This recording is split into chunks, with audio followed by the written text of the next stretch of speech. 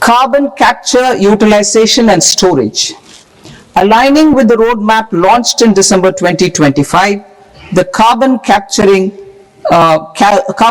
utilization and storage technologies at scale will achieve higher readiness and an end-use application across 5 industrial sectors, including power, steel, cement, refineries, and chemicals.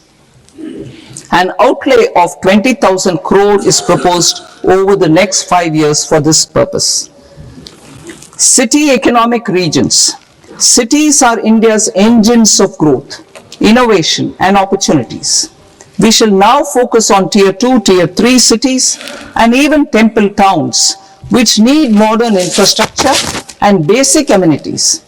This budget aims to further amplify the potential of cities to deliver the economic power of agglomerations by mapping city economic regions based on their specific growth drivers.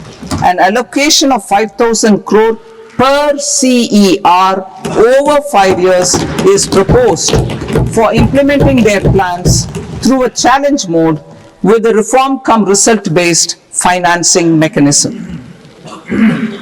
In order to promote environmentally sustainable passenger systems, we will develop 7 high-speed rail corridors between cities as growth connectors, namely Mumbai to Pune, Pune to Hyderabad, Hyderabad to Bengaluru, Hyderabad to Chennai, Chennai to Bengaluru, Delhi to Varanasi, Varanasi to Siliguri.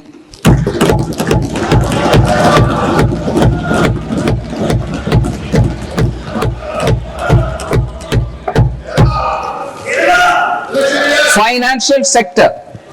The Indian banking sector today is characterized by strong balance sheet, historic highs in profitability, improved asset quality, and coverage exceeding 98% of villages in the country.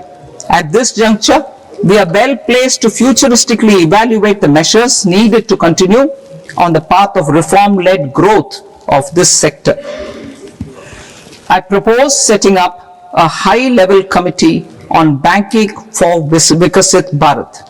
High-level committee on banking for Vikasit Bharat to comprehensively review the sector and align it with India's next phase of growth while safeguarding financial stability, inclusion, and consumer protection.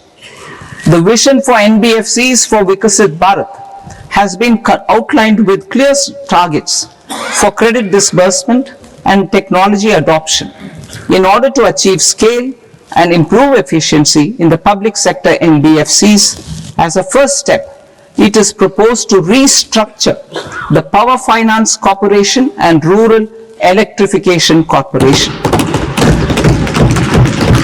I propose a comprehensive review of the foreign exchange management non-debt instruments rules to create a more contemporary, user-friendly framework for foreign investments consistent with India's evolving economic priorities. Corporate bond market. I propose to introduce a market-making framework with suitable access to funds and derivatives on corporate bond indices. I also propose to introduce total return swaps on corporate bonds. Municipal bonds. To encourage the issuance of municipal bonds of higher value by larger cities, I propose an incentive of 100 crore rupees for a single bond issuance. 100 crore rupees for a single bond issuance of more than 1,000 crore. The current scheme under Amrit